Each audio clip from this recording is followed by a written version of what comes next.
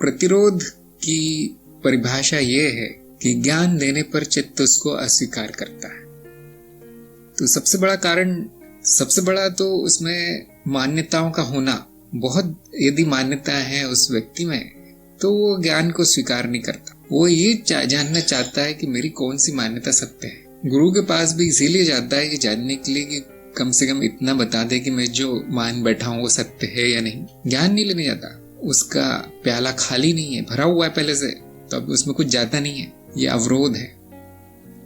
दूसरा, जब ज्ञान के कारण चित्त बदलने लगता है तो उसमें एक प्रवृत्ति है चित्त में कि अपनी रक्षा करना चाहता है और अपनी मान्यताओं की और अपने विचार हैं जो पसंद नापसंद है वो उसको भी अपनी ही रचना समझता है कि ये मेरी रचना का भाग है। ये सारी मान्यताएं, ये मेरे विचार जो है, मानसिकता चित्त की रचना का भाग है। और सच में है भी, वो चित्त की रचना के अंदर ही उसको माना जाएगा। और जब वो टूटने लगते हैं तो वो चित्त उसकी रक्षा करने का प्रयास करता है। रक्षा करने का प्रयास अवरोध पैदा करता है उनके शुद्धिकरण में। चित्त के ज्ञान हो गया है, ज्ञान चला गया चित्त में, मान लिया गया है, अब वो बदलाव कर रहा है चित्त में। ज्ञान बीज हम कहते हैं ना, धीरे धीरे बढ़ता है, वो सारा नाश करता है जो भी चित्त में है कचरा।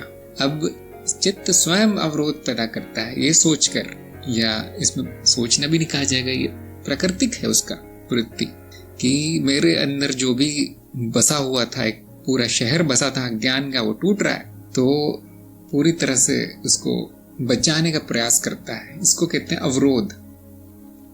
और ये शिष्य जान नहीं पाता।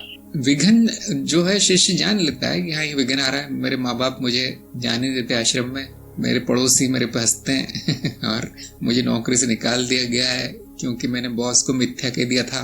अब इससे ये विघ्न है, इनको शिष्य जानता है, लेकिन अवरोध को कोई नहीं जानता। अवरोध को नहीं जान सकता, गुरु ही जानता है क्या अवरोध पैदा हो रहे हैं। और ये अवरोध कभी कभी शरीर में दिख पड़ते हैं, तेज गर्मी, बीमारियों के रूप में, मानसिक बीमारियों, पागलपन के रूप में, डर लगना, क्रोध आना, गुरु को शत्रु मान लेते हैं, गुरु को शत्रु मान लेते, गुरु पे शक हो जाना कि कुछ चाहते होंगे, जरूर पैसे चाहते होंगे, कुछ और चाहते होंगे। इस तरह से वो अवरोध पैदा करता है चित्त, और फिर प्रगति रुक जाती है। तो इसीलिए आप देखिए, जो जड़ बुद्धि होते हैं और तरह तरह के अंधविश्वास पाले होते हैं, उनके सामने आपको बस बोलना है कि आप गलत हैं और प्रमाण दे देना है कि आप कैसे गलत हैं, वो आपको मारने दौड़ेगा। तो तुरंत चित्त ने प्रतिक्रिया की कि ऐसे कैसे हो सकता, मैंने जो मान रखा है वो असत्य नहीं हो सकता। जड़ बुद्धि मतलब मंद बुद्धि व्यक्ति, और वो प्रतिक्रिया गुस्से के रूप में आती है, न कि धन्यवाद के रूप में।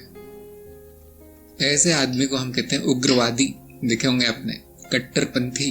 तो अगर कोई ज्ञान लेने आता नहीं है, स्वयं की इच्छा से नहीं आता, तो उसको ज्ञान देना खतरे से खाली नहीं है। इसलिए हम बहुत इस बारे में ध्यान देते हैं कि कौन आया है ज्ञान, सीखना कौन चाहता है, समर्पण किस में है, गुरु के सामने हाथ जोड़ के ग्रहण मुद्रा में कौन बैठा है, उसी को ज्ञान देना है।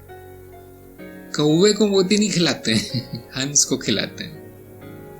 तो यहाँ पर ज्ञान का कौन अधिकारी है वो देखने के बाद ही ज्ञान देना है, नहीं तो अवरोध आते हैं, विघ्न आते हैं, और वो गुरु भी कुछ कर नहीं पाता। गुरु यही बोलता है कि भाई अभी आपका समय नहीं आया, 5 साल बाद आना।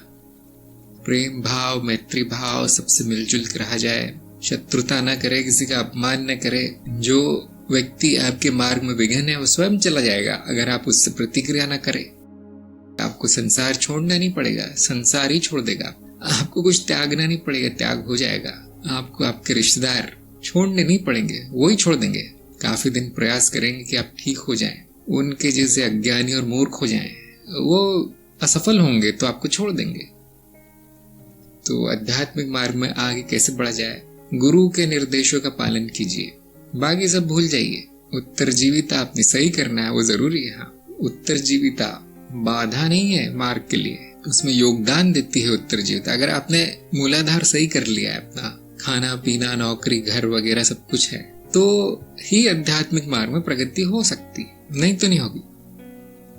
हाँ, उसे कम से कम किया जा सकता है, अपनी जरूरतों को कम से कम किया जा सकता है, और फिर जल्दी प्रगति होगी। सारा जीवन उत्तरजीविता में नहीं जाएगा, लेकिन वो बाधा नहीं है, वो रुकावट नहीं, उसको आपको पूरा करना ही है। समाज रुकावट हो सकता है, लेकिन वहां पे भी रहना जरूरी है, नहीं तो जीवित रहना बड़ा कठिन है। फिर कुछ लोग रहते हैं समाज के बाहर, फिर आपको अपना खाना वाना सब कुछ उगाना है, अपने कपड़े भी कहीं से मांग के लाने हैं, और इस तरह से वो कठिन है जीवन। तो आपको थोड़ा सा एडजस्ट करके मैत्री भाव में, प्रेम भाव में सबके साथ रहना है।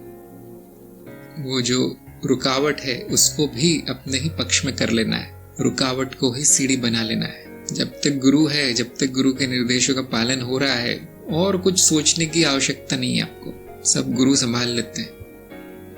तो हम क्या करते हैं, जो आवश्यक है वो करना चाहिए, और जो आपको पसंद है, जो आपको प्रिय है, वो भी करना चाहिए। विरोध करना जहाँ आवश्यक है वहाँ विरोध भी करना चाहिए। जहाँ स्वीकार नहीं करना है, अस्वीकार करना है, अस्वीकार कर लीजिए, पूरी तरह जानते हुए कि ना मैं विरोध करता हूँ, ना स्वीकार करता हूँ, ना अस्वीकार करता हूँ, मैं दृष्टा मात्र हूँ इन घटनाओं का।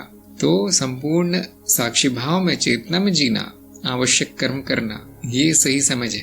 अंत में समर्पण करना होता है, लेकिन व्यवहारिक रूप से आपको कर्म भी करना होता है।